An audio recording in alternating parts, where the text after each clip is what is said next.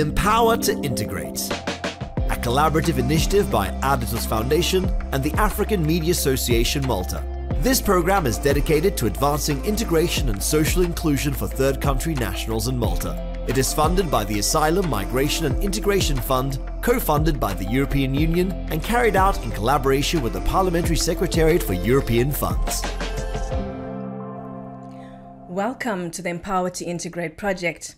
This is a platform for third country nationals to help them boost their visibility, amplify their voices, and share their perspective.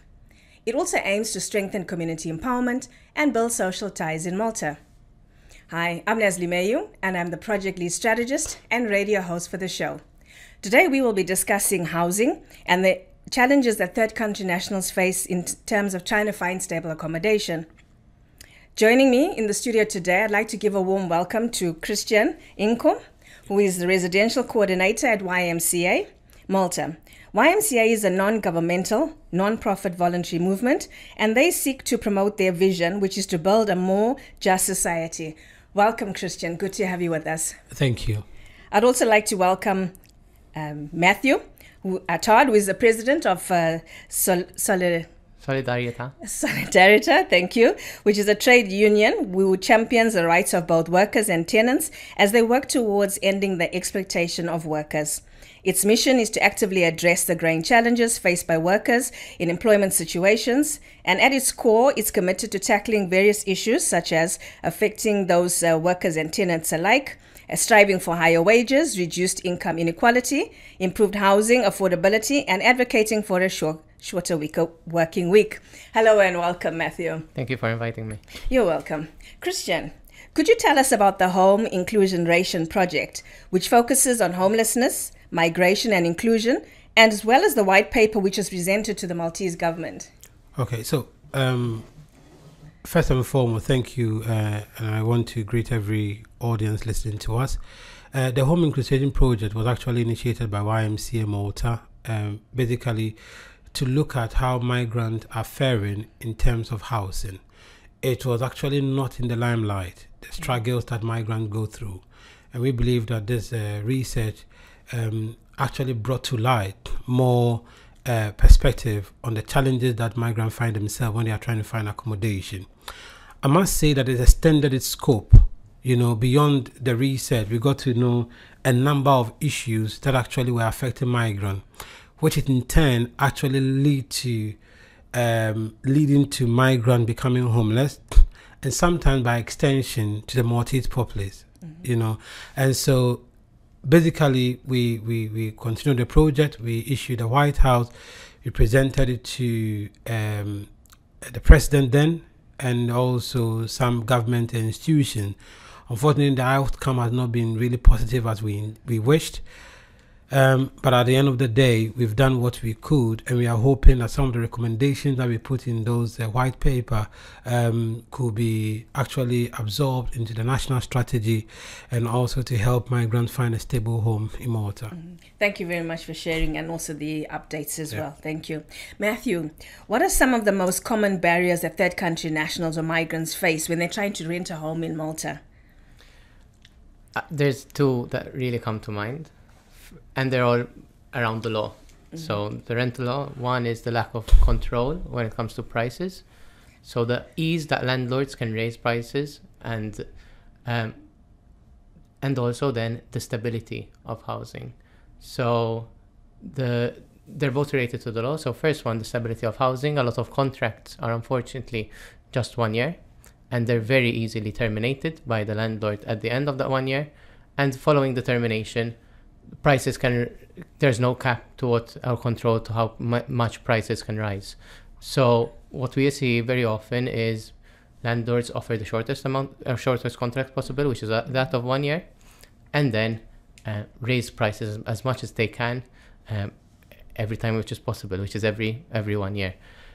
There's also, from our observations as a union, there is some discrimination as well from certain landlords, and in some cases it works in both ways. Sometimes it is discrimination towards Maltese nationals because a lot of third country nationals do not know their rights, and for example it's much easier to evict them. And then also sometimes there's discrimination towards third country nationals, especially by certain landlords, towards certain different races. And one of thing that I also wanted to mention, a barrier, is the documentation, which is a lot of third country nationals, for their work permit, it is also tied to having a registered rental contract. And that once that has been terminated, your work permit is also at risk. And there's a lot of abuse from that end, even false declarations done by landlord that the third country national or the tenant is no longer living there, when in reality they are living there, to easily evict them, and the authorities do not do any checks and verifications whether that is true. We've had a number of cases similar to that. Luckily, so far we've managed to tackle every single one of them, but also there are so many more that we do not know of. But those are the biggest ones: the prices, the stability, documentation, and also discrimination. Thank you very much, Matthew, for sharing that. And Christian, could you tell us more about some of the challenges that third country nationals or migrants experience regarding homelessness, and what can be done to manage this complex social menace? Okay, for the purpose of this conversation, let me say that when it comes to migrant, I will include economic migrant as well. So we have those that I'll refer to as the irregular migrant, and sometimes we try to make a distinction between economic migrant and other migrant, but I'll put them together. So in my work, before somebody will become homeless or somebody will try to request for a shelter, it means that it seems to be the last option. And so when we are talking about the challenges people go through in terms of housing, I do not want to limit it to their struggles only when they are finding a home. But what leads to the struggle is very significant in this conversation. And my good brother mentioned the fact that there is price instability. There is the fact that a lot of landlords are abusing clients because they know that third country nationals do not know their right. That is a fact. However, there's also another aspect that we have to take a look at. In as much as there is no cap in terms of the rent that people should pay, the income of these individuals and the rate in terms of the housing market is so disproportionate, and so you are not able to match those income with the rent. What it means is that there is also exploitation on the job market, where migrants are not paid well, they are not paid their due, and so even finding a more decent home is very challenging. And so sometimes they will have to crowd themselves to be able to manage and pay the rent. What it means is that, yes, the landlord, instead of renting a place for 1,000, assuming, will be able to say, oh, okay, 6 people can share this room. Then each and every person is paying 300. So for a rent of 1,000, they will end up paying 1,800. It's a win for the landlord. Some will say it's also a win for the migrant. Not so. Nobody wants to live in a crowded space. But under the circumstance, you may not have a choice to actually decide on where you have to live. You must have to crowd yourself in a place and live there. The second case is that, as we know, there are a lot of undocumented migrants who do not have access to the labor market and they are not able to work. What it means is that we are forcing these individuals to become homeless. Because if you don't have the right to work, you will not have the income to be able to rent and to be able to live in a decent home. So by extension, with no right to work, it is equal to homelessness. And there is no two ways about it. You know, so, and that's why I said I don't want to limit. There is the abuse, which is known. There are a lot of factors which are known. The fact that third country nationals depend on their contract, their house contract, to be able to renew their ID card. There's the known knowledge. The fact that landlords or landladies are taking advantage of is a fact. But I want us to look at the situation beyond this abuse. What is actually leading to these challenges that migrant face? And this is one of them. If you cannot grant somebody the right to work, to be able to fend for themselves, the message is clear: live a life of destitute.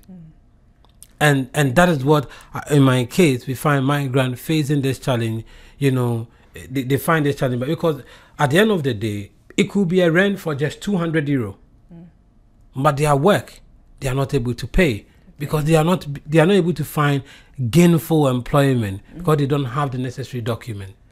And so, right to work, regularizing these individuals is a part of the process in ensuring that they have a decent place to live.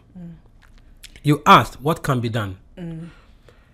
It is mostly in the hands of the government, and I'll say it is just to look at the humanitarian approach. That if somebody is not able to work, it's you are declaring the person that you are not human. You cannot put it that way. I don't know how best I can put it, but it means you cannot feed yourself. It means you cannot find a place to live, you cannot find shelter. The basic needs are eroded from your life if you do not have the right to work, or if you don't have the documentation to work. And so if we really want to do something about it, beyond the abuse, which can be resolved by just a stroke of a pen, beyond the advantage being taken off by by landlords and landladies, which can be eliminated by a stroke of a pen, by doing proper supervision, there's one main thing: looking at the human approach. Thank you very much for sharing that. I can see how powerful and passionate it is to you when you shared that there, just a stroke of a pen. It means quite a lot. And Matthew, from your side, is there anything that can be done, because we've heard of how people become homelessness, not through their own wish or desire. Any tips that you can share to help reduce this situation? I think that what Christian just said is very, very, hits it right on the nail, right? The government always has a possibility to solve it, but they don't. What can we do, each and every one of us, to get the government closer at least to solve it? And for us, it's always join the organization, join the union, right? Not only because you will get taught more about your rights, you will get assistance if you are in need, but also because it helps build power to change these issues. Last year, for example, we had just started. The government wanted to continue making it worse, right? Making it impossible for a tenant to leave a place, basically. Even though we had just started, we managed to get quite a number of people involved, quite a number of organizations, including YMCA, to support stopping these changes, and we managed to get a lot of them stopped. The same thing against specific landlords. We see some specific landlords that are constant abusers and with constant exploitations. We have managed to rally and organize a number of their tenants, and together we managed to stop a significant number of abuses. And the same thing at the workplaces, right? Through a union, legally, there are avenues that if the majority of the workers join a union, there's collective bargaining that starts, which increases wages, which has shown to increase wages, which is shown to improve working conditions. Now, when it comes to undocumented migrants, it's even tougher, as you said, right? Because there is literally no safeguard. But that is, I think, where every single one of us needs to step up, and even third country nationals understand how easy it is to become undocumented, and the importance of solidarity to be shown. Because if there is one thing that there is the importance third country nationals play to our economy. And if at that point that is being risked, and the government and the employers feel like unless we change stuff, our profits and the economic model of our country is threatened, then yes, then nothing, I believe nothing will change until people are organized enough to build power to start changing things. Thank you for sharing that with us. Christian, so just going on what you were saying about people becoming homelessness, have you seen in your line of work the impact, the mental impact that it has on people when they find themselves in this situation? It's very obvious, I like to sometimes share personal stories, because last year, for example, I had a client who just because couldn't find a place to live, slept outside for a night. That one night led him to become a drug addict. Just one night. And so when we talk about homelessness, it is not about when the person is homeless. It's about what leads to the people becoming homeless, the effect it have on them in terms of their mental health. Because nobody wants to become homeless. It means that they are mentally drained when they get to the final part, before sometimes they get to us. Especially among migrants, you know that there is a community. And so if somebody cannot find a home, they will start looking around, that friend, that brother, that national, you know, that can help. And sometimes it becomes the last option for them to come to us. If our client, this client I'm mentioning, for example, because it was cold, couldn't sleep. And so he said, oh, let me smoke a joint. Let me smoke that joint. That's one joint now has led him to become an addict. That one joint, just to be able to feel warm and sleep, has led him to become an addict. And that is what this is about. The effect of what we are discussing, that is what it's about. You know, and it affects them by any means. They don't, you know, I always say that migrants are not empires. They don't come to conquer. They come to build a life. They are not here to conquer the island. They are not here because they want to become heroes of the island. No, they came because something was driving them. And so when they are here, they want to do their ultimate best, you know, to prove to their families back home that I was able to do something for myself. They want to prove to society. It may not go the way that we expect them to go. Because yes, we are humans and we have fault. But what it means is that these people are going through struggles day in, day out. And so when they end up at the last straw of losing their homes, the mental effect on them is huge, is enormous. And sometimes they go to therapy and the therapist is trying to help them, but it's just all about their suffering. Yes, it is good to talk about your suffering. That is what therapy is about. But sometimes all about, if I get a document, what can I do for myself? If I get a little support, and you look around and know that all those support on paper is not possible. Not possible. Yeah. Thank you. Thank you for sharing that. It's quite emotive, you know, to go to that depths and see the impact it has on them. Matthew, from your side, what can tenants do to obtain this vital information to ensure that they have access to more secure, stable, and affordable living and working conditions? So our website has a number of free information about the basic tenants' rights. We try to keep it as simple as possible when it comes to tenant information. So how long the contract is, what should go in a contract, how to get your deposit back if you want to leave.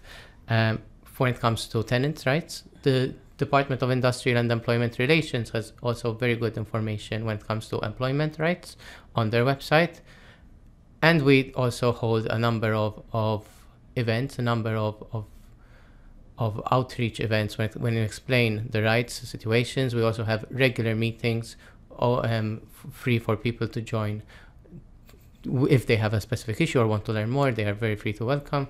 Usually they're held in Valletta, and even just reach out, you know, talk to others. As we said, we are building a union for its members. The members are now, some of the members have learned so much that are actually helping other people themselves and taking on cases themselves, rather than the executive committee and the people from the union.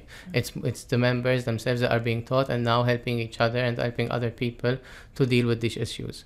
And that is the kind of union need to grow. That's one where we first of all know our rights, and then also help to get other people to know their rights and build together, organize together to improve our conditions, both at work and when it comes to renting. Thank you. Christian, could you share with the audience, anybody who is listening, in terms of how we can help people so that they don't reach that stage of homelessness and becoming drug addicts? It's the before process that you were talking about. I think that maybe I'll speak to the migrant community as a whole, the Maltese, who knows, migrant. Sometimes it's very difficult for migrants to come out and say, I'm struggling. By culture, we are raised to seem that we are extremely tough, and sometimes we cover up our difficulties and we cover up our pain, but there is nothing wrong seeking help.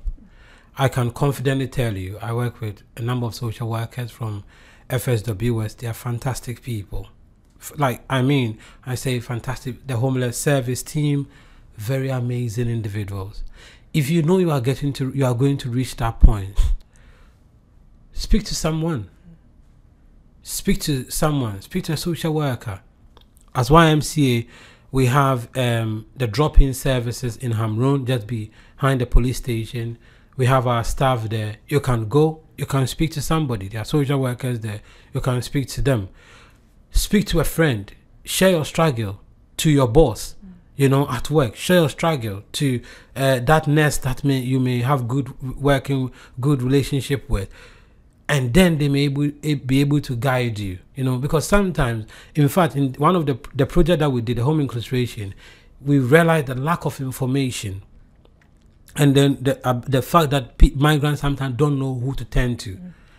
Is really a big challenge in terms of the kind of support they can receive. So I would say, yes, we have the drop-in services. There are social workers in almost every community. Speak to them and let them see how they can assist, when you are ending up with those difficulties, and then they'll be able to help. Thank you very much.